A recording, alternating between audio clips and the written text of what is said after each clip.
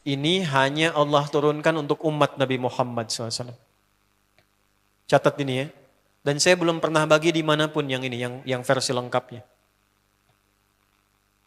Kalau bisa dilakukan, bukan hanya dosa digugurkan.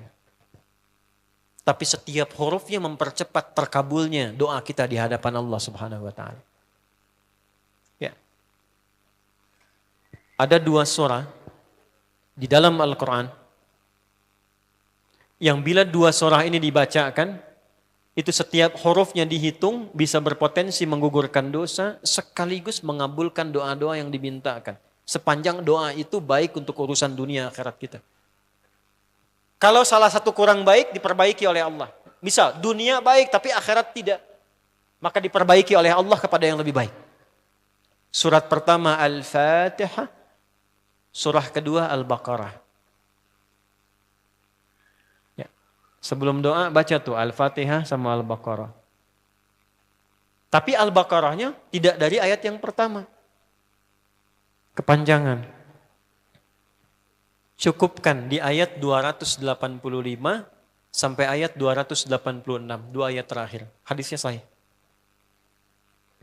Kalau mau dikuatkan biasanya banyak ulama memasukkan ayat 284. Ada yang sudah masuk ke dalam Ka'bah di sini? Ini informasi saja. Dan 3 ayat ini, Al-Baqarah 284, 285, 286, itu ayat yang dituliskan di dinding Ka'bah. Itu yang saat berhala dikeluarkan, gambar-gambar dihapus, itu ya, syair-syair diganti dengan ayat Quran sehingga jadi kain kiswah Ka'bah di luar. Itu ada sejarahnya. Yang di dalam pun dihiasi dengan hiasan ayat Al-Quran. Di antara yang dituliskan itu Al-Baqarah ayat 284, 285, 286.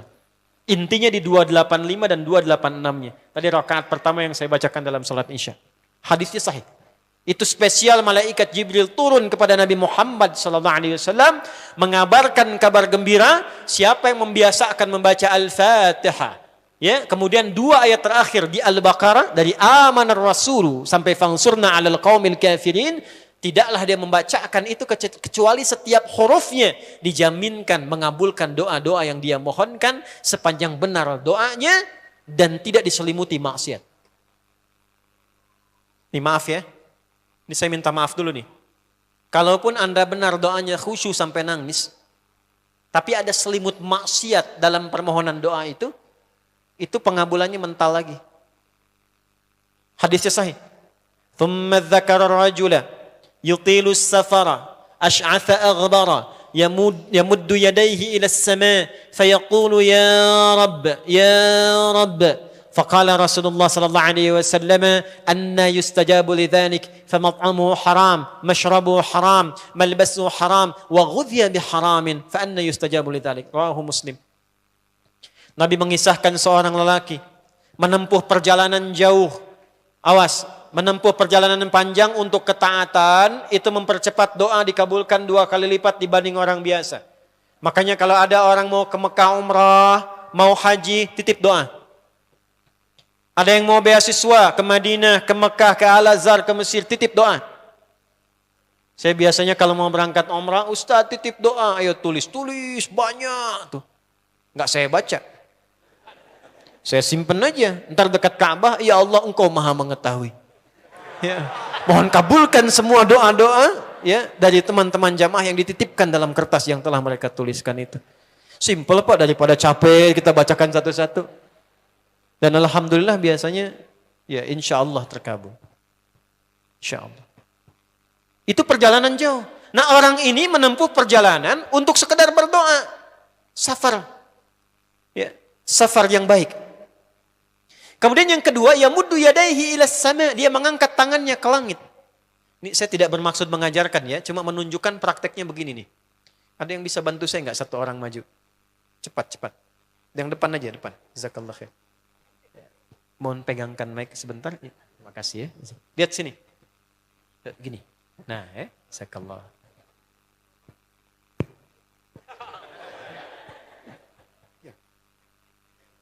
Nah, gini ya. Ini tangan, lihat telapak 2 ya. Berdoa itu sesuai porsinya, dan ikuti caranya Nabi. Kalau doanya formal dalam sholat dan diikat dengan gerakan, jangan kreatif.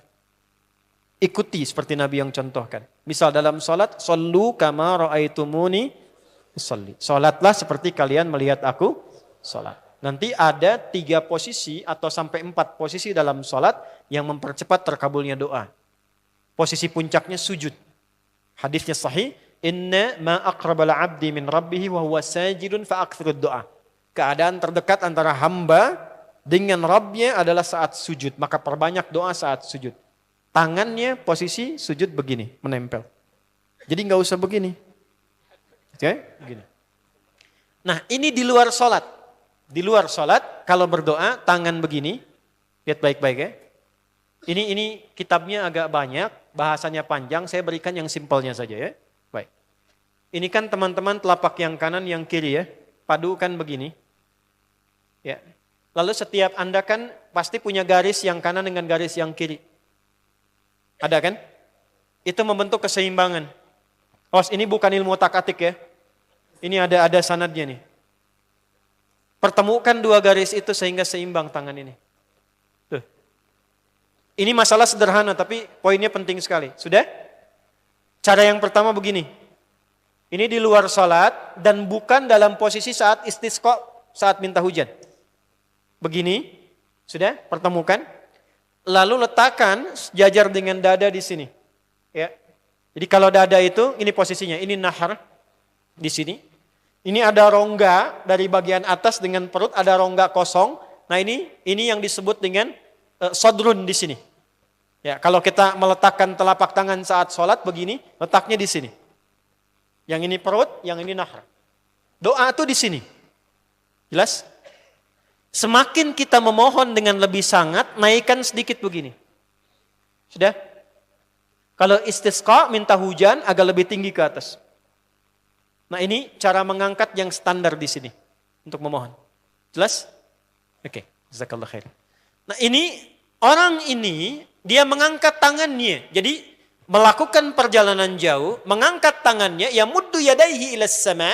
Orang yang berdoa dengan mengangkat tangan, itu dijawab doanya oleh Allah lewat keterangan Nabi SAW, itu bisa kamakala 2 kali lebih cepat dibandingkan dengan orang yang tidak mengangkat tangan saat berdoa. Jadi Anda cuma sekedar doa dengan mengangkat begini, itu lebih cepat potensi dijawabnya dengan mengangkat doa. Ada seorang bertanya pada Nabi SAW, hadis sahih, ya Rasulullah, bagaimana pendapatmu dengan seseorang yang meminta kepada Allah dengan mengangkat tangan atau kamakala? Lalu Nabi mengonfirmasi, bertanya balik, bagaimana kalau ada seseorang memohon kepada Anda dengan mengangkat tangannya? Pak, tolong Pak, tolong Pak, tolong. Gitu kan? Di depan rumah Anda, 1 jam begitu Pak, tolong Pak. Kira-kira Anda beri atau tidak? Beri. Minimal kalau Anda nggak punya kemampuan, Anda referensikan atau beri sesuai kemampuan Anda kan? Angkat tangannya. Dia jawab, saya malu kalau nggak ngasih. Apa kata Nabi? Innallaha hayyun karimun. Allah itu lebih punya sifat peka untuk merasakan malu pada hambanya kalau dia tidak memberi ketika hambanya mengangkat kedua tangannya. Nah nanti ada beda-beda posisi saat khatib Jumat misalnya 1 begini untuk khatib. Makmum mengangkat 2 tangan. Yang ketiga dia mengatakan ya Rabb, Asmaul Husna. Doa yang dibuka dengan Al-Asmaul Husna itu dijawab 2 kali lebih cepat dibandingkan dengan doa yang langsung dimohonkan kepada Allah. Itu perintah. Tahu Nabi Zakaria? Nabi Zakaria apa ujiannya? Diuji oleh Allah, hidup demikian lama sampai rambut memutih, fisiknya letih, istrinya divonis secara medis, maaf, monofos dan mandul. Kata medis gak mungkin punya keturunan. Maka beliau berdoa kepada Allah dan dalam doanya dimulai dengan Al-Asmaul Husna. Sebelum sampai ke doa itu di Ali Imran ayat 38 sampai 39, buka dulu Quran surah 17 Al-Isra ayat 110. Ini perintah langsung dari Allah. Qulidullah awidur rahman ayyamma tad'u falahul asmaul husna.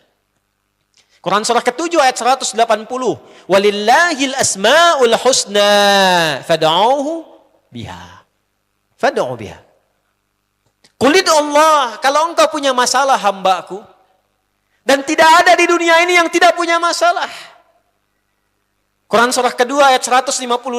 Wala nabluwannakum bisyai'. Setiap yang hidup itu, aku pasti akan uji dengan masalah. Itu kata Allah. Jangan disimpan sampai di situ, teruskan. Bukan untuk membebani hambaku dengan masalah, tapi untuk menaikkan kualitas hidupnya sehingga menjadi lebih baik.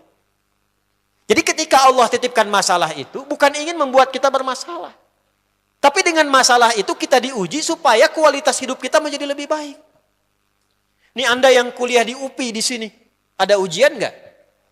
Ada. Untuk apa ujian itu diadakan? Supaya bisa melihat kualitas peningkatan ilmu Anda dari masuk sampai naik tingkat. Kalau nggak ada ujian, nggak kelihatan kualitasnya bertambah. Logikanya begitu. Dan tidak mungkin Allah menguji seorang hamba di luar batas kemampuannya. La yukallifullahu nafsan illa. Jadi nggak ada orang yang hidup yang tidak punya masalah. Karena rumusnya mengatakan hidup berbanding lurus dengan masalah. Yang hidup pasti punya masalah. Yang tidak ingin punya masalah, tidak ingin hidup.